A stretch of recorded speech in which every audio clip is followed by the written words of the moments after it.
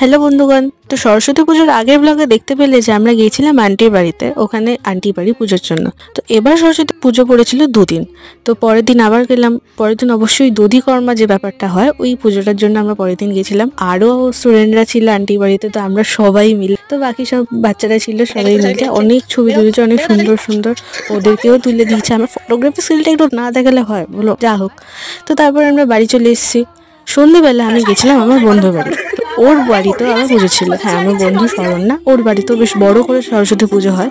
তো এবার আমাকে ডেকেছিল, আমি গেছিলাম।